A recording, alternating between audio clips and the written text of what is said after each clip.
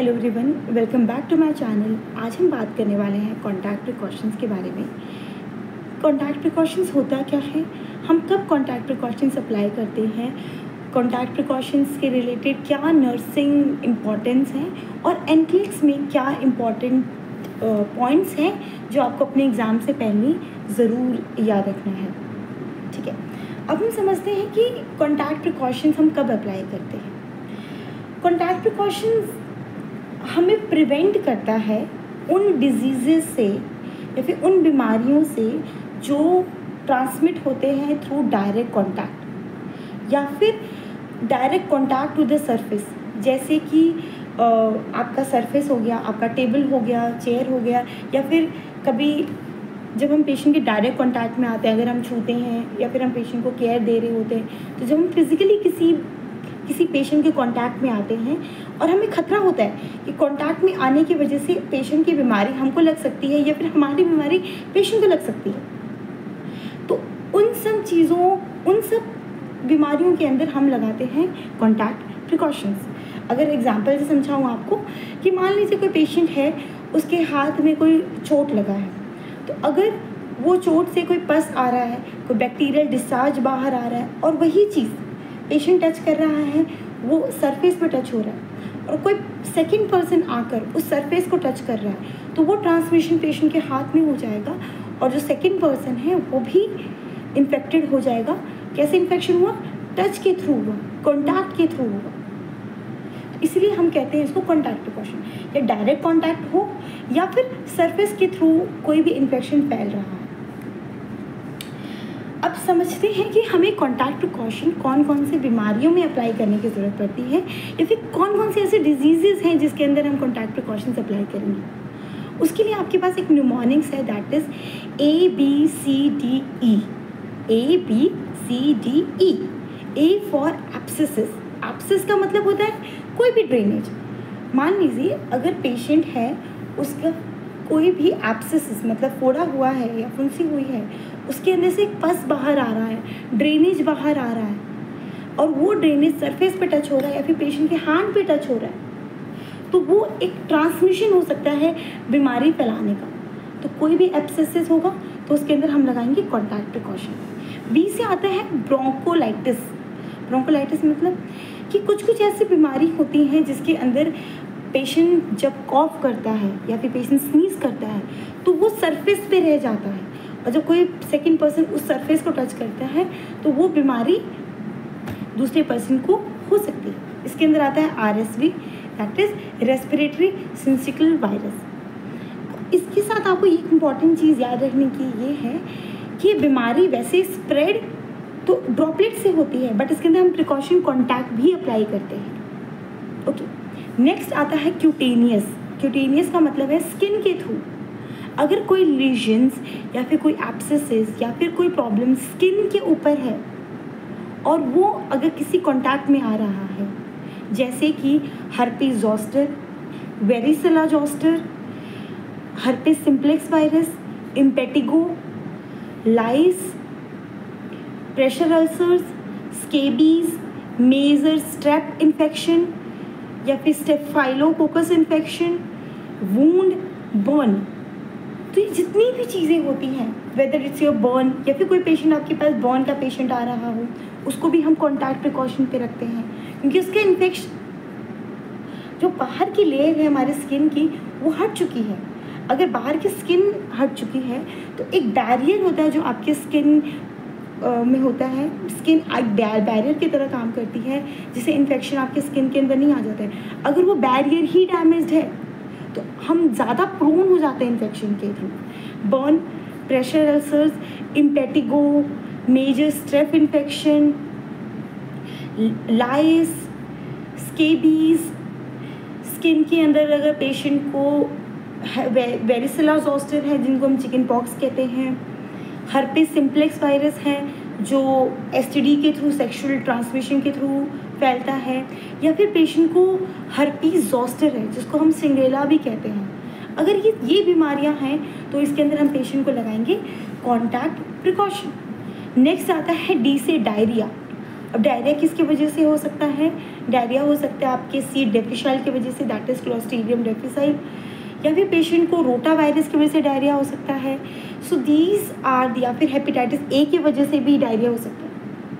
तो कोई भी डायरिया, या फिर you can call it as enteric, मतलब जो जीआई से रिलेटेड जितनी भी प्रॉब्लम होती है उसके अंदर हम पेशेंट को कॉन्टैक्ट प्रिकॉशन पे रखते हैं। नेक्स्ट आता है E for I.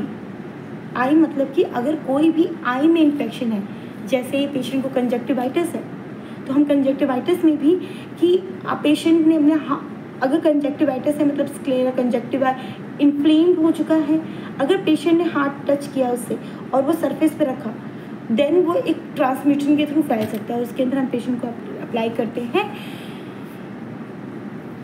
Contact precaution. Next जो एक इम्पॉर्टेंट चीज़ है दैट इज़ MDROS। इसका मतलब होता है मल्टीपल ड्रग रेजिस्टेंट ऑर्गेनिज्म। कुछ ऐसे ऑर्गेनिजम्स होते हैं जो ड्रग्स मतलब कि बहुत सारे एंटीबायोटिक से रेजिस्टेंस हो जाते हैं, जिसके अंदर आता है आपका MRSA और VRE। MRSA ज़्यादातर स्किन रीजन्स में या फिर ड्रेनेज में प्रेजेंट होता है, that is methicillin resistance staph aureus. Next आता है आपका VRE, that is vancomycin resistance enterococci. ये ज़्यादातर आपकी GI में ये बैक्टीरिया प्रेजेंट होता है और ये यूटीआई या फिर कोई एंट्रिक प्रॉब्लम के लिए या फिर जो कॉज करता है, दैट इज़ योर VRE। तो इन सारी बीमारियों के अंदर हम अप्लाई करते हैं कॉन्टैक्ट प्रिकॉशन। एक बार हम दोबारा इस चीज़ को रिविजन कर लेते हैं। A for abscesses. Abscesses it mean कोई भी आपकी बॉडी में एब्सेस है और वो ड्रेन आउट हो रहा है, तो उसके अंदर हम पेशेंट को रखते हैं कॉन्टैक्ट प्रिकॉशन के अंदर। नेक्स्ट आता है आपको ब्रोंकोलाइटिस। इसके अंदर अगर RSV is one of the reason, दो ये स्प्रेड ड्रॉपलेट से होता है बट इसके अंदर हम कॉन्टैक्ट प्रिकॉशन भी रखते हैं। नेक्स्ट आता है आपका सी यानी कि क्यूटेनियस मतलब स्किन। कोई भी स्किन की प्रॉब्लम जैसे herpes zoster, varicella zoster, herpes simplex virus, impetigo, lice, scabies, major strep infection, bone, pressure ulcers, so these are the diseases which come under cutaneous। इन सब के अंदर हम पेशेंट को कॉन्टैक्ट प्रिकॉशन पर रखते हैं। D stand for diarrhoea. Diarrhoea किसकी वजह से हो सकता है? हेपेटाइटिस ए की वजह से हो सकता है, सी डिफिसाइल की वजह से हो सकता है, रोटा वायरस की वजह से होता है, या फिर नोरो वायरस की वजह से हो सकता है। तो इन सब के अंदर हम रखते हैं पेशेंट को कॉन्टैक्ट प्रिकॉशन के अंदर। नेक्स्ट आता है आपका ई स्टैंड फॉर आई। अगर कोई भी आई से रिलेटेड प्रॉब्लम है, कंजक्टिवाइटिस है या फिर एक्यूट या फिर वायरल, दोनों के अंदर हम पेशेंट को कॉन्टैक्ट प्रिकॉशन के अंदर रखते हैं। नेक्स्ट आता है आपका MRDOS, that is multiple drug resistance organism. इसके अंदर दो चीज़ें आती हैं, VRE एंड MRSA। MRSA मतलब मेथिसिलिन रेजिस्टेंस सेफ ऑरियस। ज़्यादातर आपके स्किन में ड्रेनेज के अंदर एब्सेसिस के अंदर पाया जाता है ये बैक्टीरिया। नेक्स्ट आता है आपका VRE, that is vancomycin resistant enterococci. ये रिलेटेड आपके GI से रिलेटेड है। इसके अंदर पेशेंट को यूरिनरी ट्रैक्ट इन्फेक्शन हो सकता है या फिर GI से रिलेटेड डायरिया भी कॉज कर सकता है। अब हम समझते हैं कुछ पॉइंट्स जो कॉन्टैक्ट प्रिकॉशन के अंदर हम अप्लाई करते हैं। जैसे कि सबसे पहला पॉइंट ये है कि जब भी हमारे पास पेशेंट कॉन्टैक्ट प्रिकॉशन का आता है तो हम पेशेंट को प्राइवेट रूम देते हैं। क्या देते हैं? Private room. Next, private room अगर अवेलेबल नहीं है और क्वेश्चन में ये डिमांड है कि आपको पेशेंट को किसी के साथ शिफ्ट करने की ज़रूरत है, तो आपको हमेशा कोहॉर्टिंग करनी है। कोहॉर्टिंग मतलब कि ये होता है कि हम सेम डिजीज़ वाले पेशेंट्स को साथ में रखते हैं। बट याद रखिए, कोहॉर्टिंग के रूल्स ये कहते हैं कि बीच में एक पर्दा होना चाहिए, ये स्क्रीन होना चाहिए और there has to be minimum 6 feet distance between 2 patient. अगर हम एक ही रूम में 2 लोगों को रख रहे हैं, सेम डिजीज़ के साथ रख रहे हैं और वो डिजीज़ डायग्नोज्ड होना चाहिए, और इसके अंदर हम पेशेंट को एक रूम में रखते हैं, बट उनके बीच में कर्टन होना चाहिए, स्क्रीन होना चाहिए और 2 लोगों के बीच में एटलीस्ट 6 फीट की डिस्टेंस मेंटेन होनी चाहिए और हमें प्राइवेसी का भी ध्यान रखना है। जब भी हम कॉन्टैक्ट प्रिकॉशन के पेशेंट को रखते हैं तो रूम के बाहर कॉन्टैक्ट प्रिकॉशन का sign is mandatory. Next question आते हैं, क्या दरवाज़ा बंद रखना है या फिर दरवाज़ा खुला रखना है? इसके अंदर हम पेशेंट का दरवाज़ा खुला रखते हैं क्योंकि ये ना ड्रॉपलेट से फैलता है ना एयरबॉर्न से फैलता है। नेक्स्ट आता है, कौन से हम पर्सनल प्रोटेक्टिव इक्विपमेंट्स यूज़ करेंगे इन पेशेंट के साथ डील करने के लिए? तो आपको याद रख लेना है G stand for gloves and G stand for gown. Gloves mandatory होता है। जब भी आप पेशेंट के साथ कोई भी कांटेक्ट में आ रहे हैं, बिफोर एंटरिंग द रूम आपको ग्लव्स पहनना है and before exiting the rooms आपको ग्लव्स निकाल देना है। नेक्स्ट आता है गाउन। गाउन हम तब पहनते हैं जब हम पेशेंट के डायरेक्ट कांटेक्ट में आ रहे हैं। नेक्स्ट, इसमें ना हमें फेस मास्क पहनने की आवश्यकता है, ना कि आई शील्ड पहनने की ज़रूरत है। बट अगर कभी स्प्लैश हो रहा है या ब्लड स्प्लैश हो रहा है या फिर ड्रेनेज या फिर आप वूंड चेंज कर रहे हो और इफ़ यू थिंक कि ये पेशेंट की ड्रेनेज बहुत ज़्यादा है और स्प्लैश हो सकता है, देन इन सर्टन केसेस हम आई प्रोटेक्शन यूज़ करते हैं और फेस मास्क यूज़ करते हैं, बट इन जनरल हम ये 2 चीज़ें यूज़ नहीं करते हैं। नेक्स्ट आता है कि हम hand hygiene is mandatory. Hand hygiene before coming contact with the patient, आपको हमेशा हैंड हाइजीन करना है। किसके साथ? अल्कोहल बेस्ड सैनिटाइज़र के साथ। अगर आपके हाथ विजिबली सॉइल्ड नहीं है तो। बट याद रखिए, जो भी स्पोर फॉर्मिंग बैक्टीरियाज होते हैं जैसे कि क्लोस्ट्रीडियम डिफिसाइल, सी डिफिसाइल, उसके अंदर हमें मैंडेटरी होता है कि जब भी हम इन पेशेंट के साथ डील करें तो हम हमेशा हैंड वॉश करें सोप एंड वाटर के साथ। नेक्स्ट आता है इनके इक्विपमेंट्स। हम हमेशा डिस्पोजेबल या फिर डेडिकेटेड इक्विपमेंट्स का यूज़ करते हैं। What do you mean by dedicated equipments? Dedicated equipments का ये मतलब होता है कि हम मान लीजिएगा कि पेशेंट का बीपी लेना है तो बीपी का कफ, सेम बीपी का कफ हम बार बार पेशेंट के साथ अप्लाई नहीं करेंगे ताकि ट्रांसमिशन का रिस्क रोकने के लिए। तो हम एक डेडिकेटेड बीपी कफ हम पेशेंट को दे देंगे कि हम उसी से बीपी चेक करेंगे। नेक्स्ट, या फिर आपका थर्मामीटर, सेम थर्मामीटर जो पेशेंट के बाद यूज़ हो रहा है तो हम एक ही पेशेंट भी एक ही थर्मामीटर यूज़ करेंगे। इसका मतलब होता है डेडिकेटेड।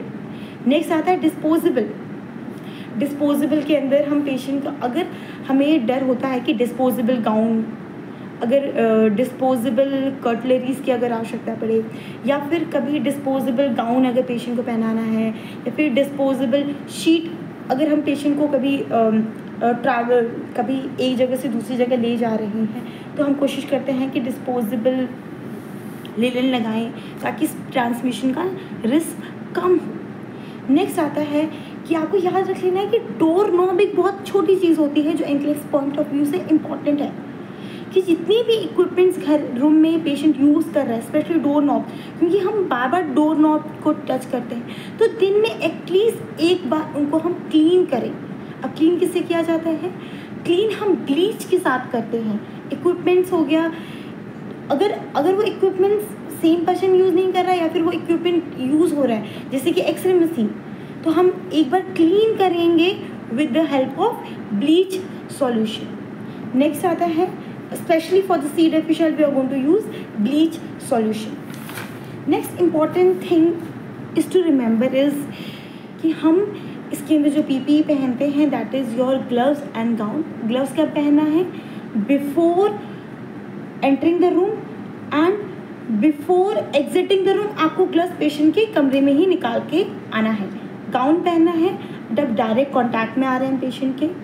नेक्स्ट आपको याद रखना है कि इसके अंदर हैंड वॉशिंग टेक्निक के अंदर alcohol based hand sanitizer is good enough, but अगर आपके हैंड विजिबली सॉइल हैं या फिर अगर पेशेंट को सी डिफिशियल इन्फेक्शन है तो उसके अंदर mandatory we are going to wash our hand with soap and water.